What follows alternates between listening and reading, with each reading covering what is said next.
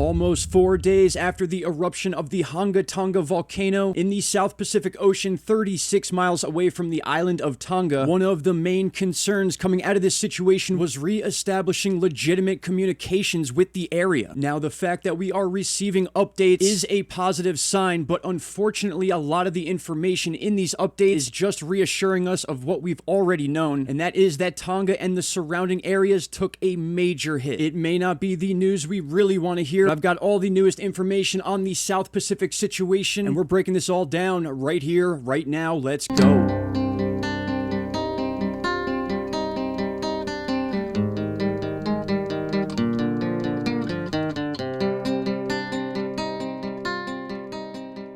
Alright, my friends, welcome back. It is January 18th, 2022, 11:19 a.m. And we are about 4 days into this situation that took place in the South Pacific Ocean. And as I'm sure a lot of you know, one of the main issues in this disaster, and that's exactly what the Tonga government is calling this event, an unprecedented disaster, was because the magnitude of this explosion completely severed any sort of internet cables under the water, as well as disabling any on-land technology that is used for even basic communication. Just a basic search for underwater internet cables specifically will show you a vast, crazy web of these things all over the ocean floors. Some people fail to realize an area like Tonga or the surrounding area of the South Pacific is cut off from communication. It basically sends you back into the Stone Age. And unfortunately, now that we are reestablishing some communication, the news that we're receiving is not exactly great. In fact, you're looking at an island right now. Let me zoom in a little more here, get us oriented. And if I bring out our measuring tool, we could reach over here to the volcano. And if we draw a line from the volcano to basically the northern edge of Tonga, we're looking at about 36 miles. And what I'm going to do is measure from this island called Fonoifua, which has been said to be completely destroyed. This island is 50 miles away. So what this tells us is that there could have been parts of the blast from the volcano that shot out in other directions a little stronger. We do have before and after pictures we went over yesterday on the northern edge of Tonga and a few from the southern edge. The northern edge obviously having more damage as of right now according to the pictures, but again, since we've reestablished some communications, we've gotten word that the island of Fonoifua has been completely destroyed. The article released about this situation is titled "All Homes on One of Tonga's Islands Destroyed and 3 Dead." I just want to read some of this article to you because it ties in exactly what we've been talking about over the last few days. All homes on one of Tonga's small outer islands have been destroyed by a massive volcanic eruption and tsunami. With 3 people so far confirmed dead, the government said on Tuesday its first update since the disaster struck. Now, once again, this is a direct cause of what you're going to read here, with communications badly hampered by the severing of an undersea cable. Information on the scale of the devastation after Sunday's eruption had so far mostly come from reconnaissance aircraft. That's where we got those before and after pictures from. If you take a look at my video from yesterday, I break down those pictures as well. Now, I want to zoom into the island of Fonoifua, the island they say has been basically destroyed by this blast. Now, the article directly talks about 50 homes being destroyed, and I can only assume that these are those homes. This is the southern edge of the island facing down towards where the volcano was. In fact, I'll zoom out very quickly just to orient ourselves. Here is Fonoifua Island, here is the volcano, and here is Tonga. So what we need to understand from this information, based on the fact that we're only getting a little bit here and there, is that there are other islands even closer to the blast of the volcano itself. So we can only really imagine what must have happened on these other islands as well. It is such a wild concept to think about that an area of the world in the 21st century could actually be cut off from communication after a major disaster. You would think by this day and age we would have the technology to never have that be an issue. And in a way, if you don't live in one of these types of countries that could be cut off from communication, it's really something you don't even think about. One thing I wanted to point out in yesterday's video is the amount of change that this volcano went through just in the last couple years. I'm going to show you a set of 3 images ranging from 2009 to 2016, and you're going to be able to see the drastic difference between 2009 and 2014. Take a look at that. Most of the island or volcano is submerged, besides these 2 pieces, obviously, that we basically see now after the eruption as well. And from 2014 to 2016 is a massive change. We can actually see the caldera of the volcano here,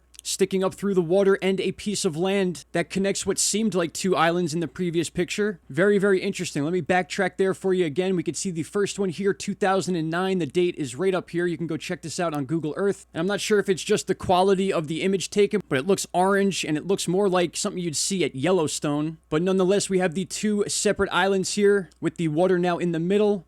And then we jump to 2014, about 5 years later, and the entire middle section is covered in water. And it looks more green, like vegetation has grown since the 2009 picture. And then, of course, finally, we have the 2016 image that looks more like the volcano did just days before the eruption. And just to verify that, here is that image again. Now, keep in mind, this was January 7th, 1 week before the eruption. We could see little plumes of smoke coming out of here, so this was an active zone. And then we look at January 15th, just 2 hours before the eruption. Now, that's what's interesting, because within a 7-day period, the entire middle section basically sank into the ocean, creating once again the effect of the two islands. I'm going to go ahead and link all the new information and articles I've used to support this video, and in my opinion, we are just now going to begin seeing and hearing about the actual effects caused by this blast and what this means going forward. I discussed in the previous video that it's possible that people are becoming very complacent to natural disasters based on the fact that they've been coming more and more. My friends, I will continue bringing you updates on this situation and other situations going on around the world. I want to thank you all for taking the time to watch this video. Shout out to Canada. Questions or concerns, please leave down below, and I will see you all in the next video. Take care. Bye-bye. Stop right there, my friends. If you have not already, click that subscribe button, and don't forget to hit the bell icon. Click all, and you will get all notifications from this channel. And trust me, you won't be disappointed.